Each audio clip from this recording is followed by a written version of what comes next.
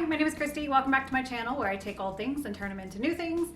So I was looking through my closet and I have like 2 green shirts and they're both in a wash. So with St. Patrick's Day coming up, I figured let's do a 2-part series on how to make green tops. So this one is going to be a more beginner's version of a top, very basic, with one cute little flare. And then stay tuned for next week, which will be more of an intermediate level of a green top. So if you haven't done so already, please subscribe to my channel and hit that bell to receive notifications. And if you're ready, I'm ready. Let's get to it. I'm so excited. Thanks so much for being here.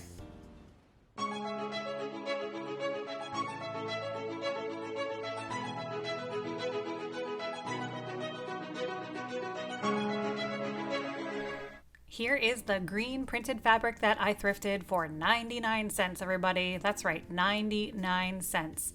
I have no idea what it is. A table runner, a giant napkin. All I know is I washed it twice and I'm gonna turn it into a St. Patrick's Day something. This fabric has 0 stretch too, so that's gonna limit my choices, but you know what? We'll figure it out.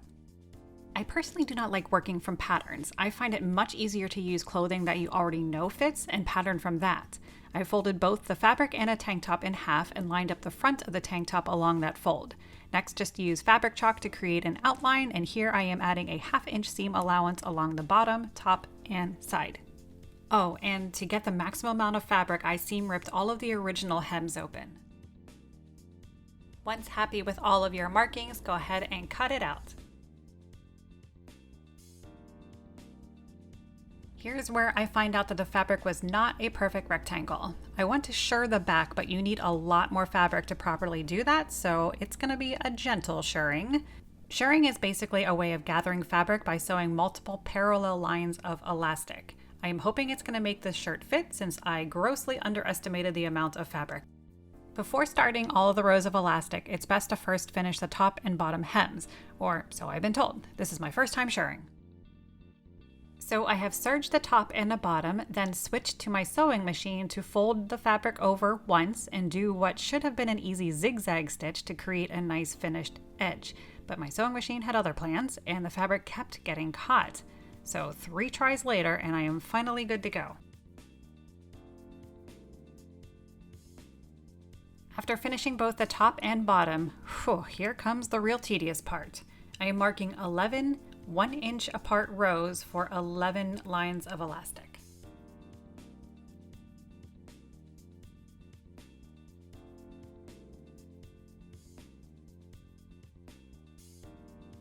I have cut 11 pieces of thin elastic that fit snugly across my back. I have switched my sewing machine to the zigzag stitch and have anchored both ends of the elastic with a pin. Now I am stretching both ends of the elastic and sewing down all 11 lines. Row 1 looks pretty good.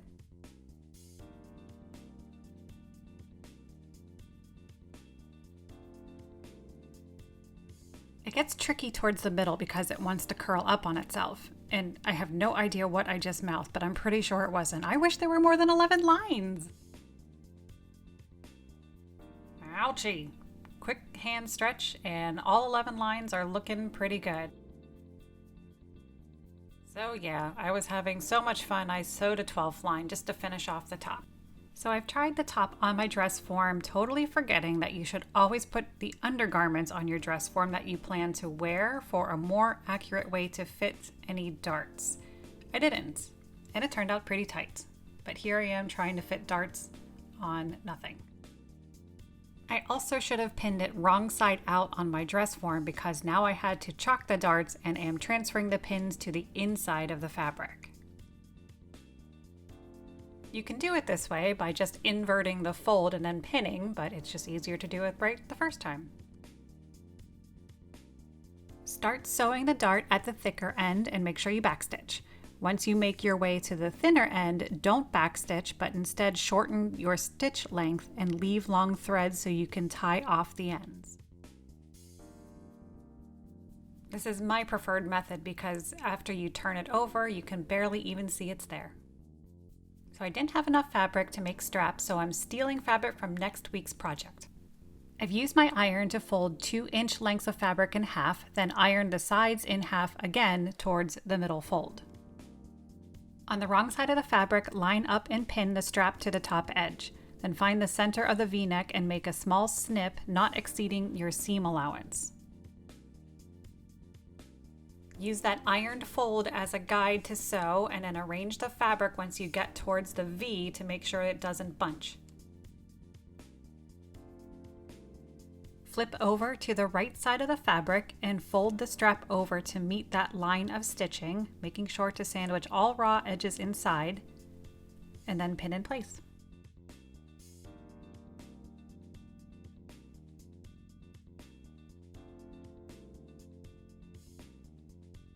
Next, carefully sew all along that bottom edge. To make our V-neck look like a V-neck and not a U, just pinch in half on the wrong side of the fabric, pin in place, and do a quick little sew down the middle. After iron, this is what it looks like. Using more stolen fabric, line up the edge the same way and pin in place from the armpit to where the strap starts, and just sew that one small area. Same method, but first snip off that little excess left and fold over to meet the line of stitching, pin in place, and then this time you can continually sew all the way past where the lighter green fabric meets and through the strap.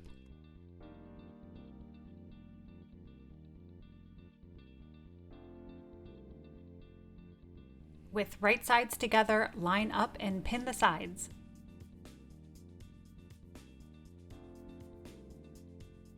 I trimmed all elastic hanging over the edge and then serged down each side. I accidentally caught a little bit of the fabric in that serged edge, which just stinks because now I need to seam rip it out and try to figure out how to repair this. I released the cut fabric and then reserged, which does not look pretty from the inside, but at least it looks okay from the outside. While my seam ripper was hot, I unpicked a small portion at the bottom so I could create a straight hem, and I did this the same way by first serging and then folding it over once to do a zigzag stitch over top. A standard rolled hem will also work. And that's it. Here's the final product from part 1 of St. Patrick's Day green tops.